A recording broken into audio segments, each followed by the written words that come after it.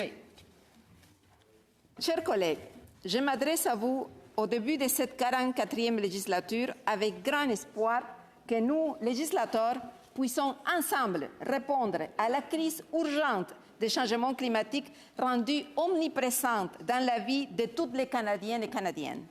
Au cours des 2 dernières années, nous avons été témoins des événements catastrophiques, de plus en plus destructeurs pour l'humanité et la planète entière.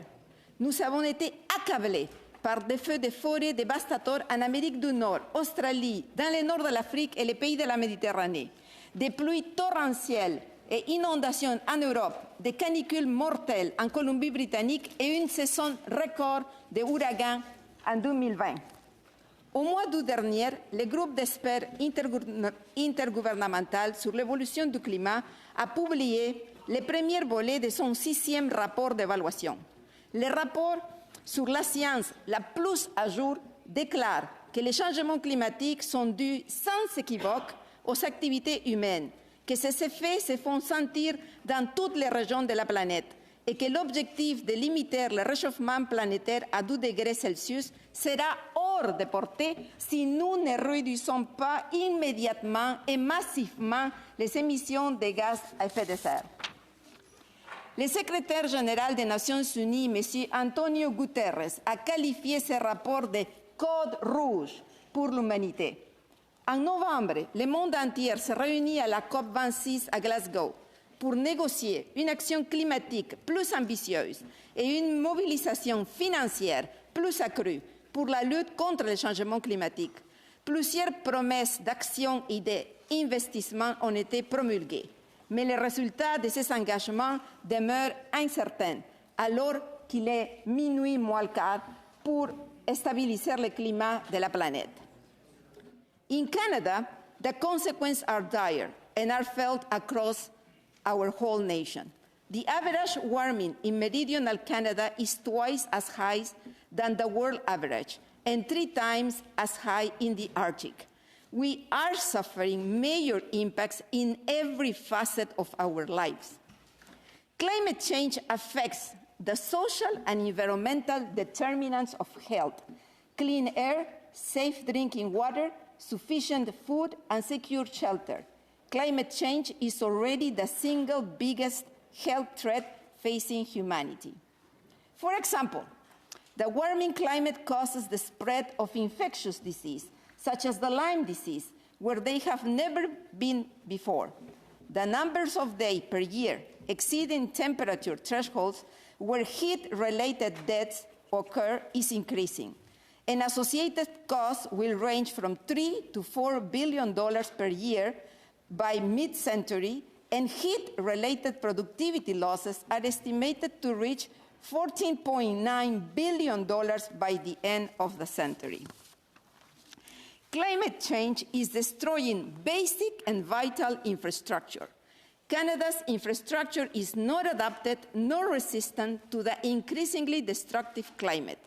With an already massive infrastructure deficit that is estimated in the hundreds of billions of dollars, Canada cannot afford to add further risk and loss of infrastructure if we are to maintain our current quality of basic services. This is the crisis unfolding in BC, and you know all about it. The destruction of basic infrastructure has left communities cut off from the rest of the country. It affects supply chains and businesses, with a major portion of Canadian export depending on a few transport routes to the Pacific coast. Long-term and permanent disruption from extreme weather will have a long-lasting negative impact on Canada's GDP. Every single province and territory have been hit by extreme weather events, causing unprecedented losses for Canadians. In 2020 alone, these catastrophic extreme events caused $2.4 billion in insured damage. Over the last decade, the damage loss from extreme weather was twice as high as the previous 30 years, and the average cost of losses each year has risen to the equivalent 5 to 6% of our annual GDP growth. climate change could cost Canada an estimated $20 to $43 billion per year by 2050 if the present trend is maintained. This year, the BC floods could surpass the Fort McMurray wildfire as Canada's most expensive disaster. Further, an increasingly volatile climate poses risk to Canada's financial system and exposes it to multiple and overlapping vulnerabilities. The Canadian Institute for Climate Choices tells us long-term transition risks are not fully reflected in market prices, tilting capital flows toward riskier, emission-intensive assets and away from low-carbon assets. Colleagues, market expectations are changing due to an acceleration in global policies, due to technological breakthrough, but also due to these infrastructure destructive extreme weather events. It is causing massive repricing. Billions of dollars worth of emission-intensive assets are becoming stranded. These losses are cascading throughout the entire financial system. Prominent global financial institutions and organizations are warning us. The Financial Stability Board, which reports to the G20, was among the first major international organizations to recognize the links between climate change and financial instability. The warming climate is significantly challenging social and political stability worldwide. Here, our Canadian forces are feeling the strain of increasing demand for disaster response in Canada. In the spring of 2019, more troops were deployed domestically to respond to climate disasters than they were deployed overseas. Canadian agriculture is already suffering from the changing temperature and precipitation patterns. The 2021 summer season might have been the driest season ever experienced in the prairies, provoking dramatic spikes in the price of wheat. The uncertainty in our agricultural system will fuel significant food price inflation and food insecurity. For Canada's Indigenous people and racialized communities, climate change and environmental protection has been a priority and an emergency for decades already. Because of environmental racism, racialized communities have systematically borne a disproportionate weight of environmental impact.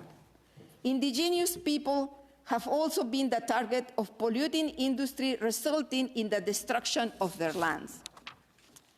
Why make a climate emergency declaration and why now? Since 2016, 2,044 jurisdictions and governments in 37 countries representing over 1 billion people have declared a climate emergency.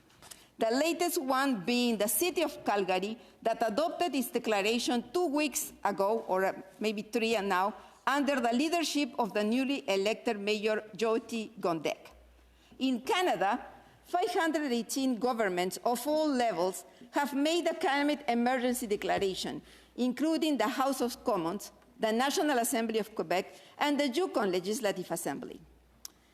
Collègues, il est le temps que le Sénat se joigne à ces gouvernements en déclarant une urgence climatique nationale. L'environnement et l'action climatique figurent depuis quelques années parmi les enjeux prioritaires au Canada, selon une multitude de sondages. Un résultat qui n'est pas surprenant, étant donné les urgences climatiques ayant lieu partout au pays. Selon Abacus Data, 73% des Canadiens avouent en 2019 déjà avoir senti les effets des changements climatiques. Et le mois dernier, 2 tiers des Canadiens exprimaient une frustration face au rythme de l'action climatique du gouvernement fédéral. L'appel des Canadiens est clair et nous, législateurs, nous devons écouter et agir.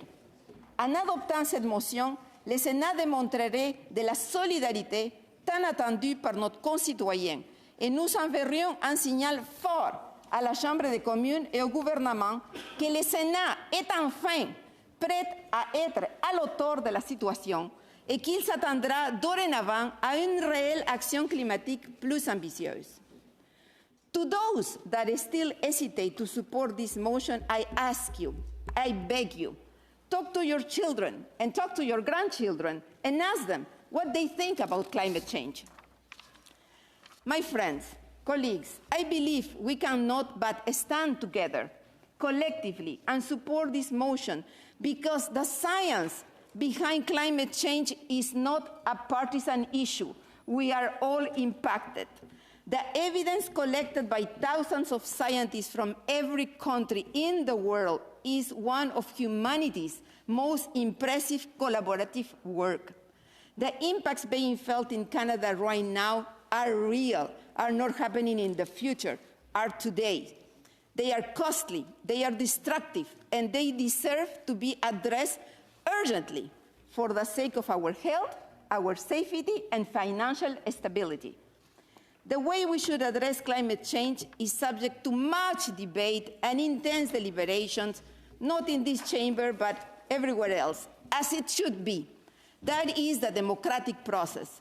Through this declaration, however, I am not asking that we all agree on how we will fight climate change, but rather that we acknowledge the emergency of the situation, demonstrate solidarity with our fellow Canadians, and commit to a constructive advancement of solutions in our parliamentary work.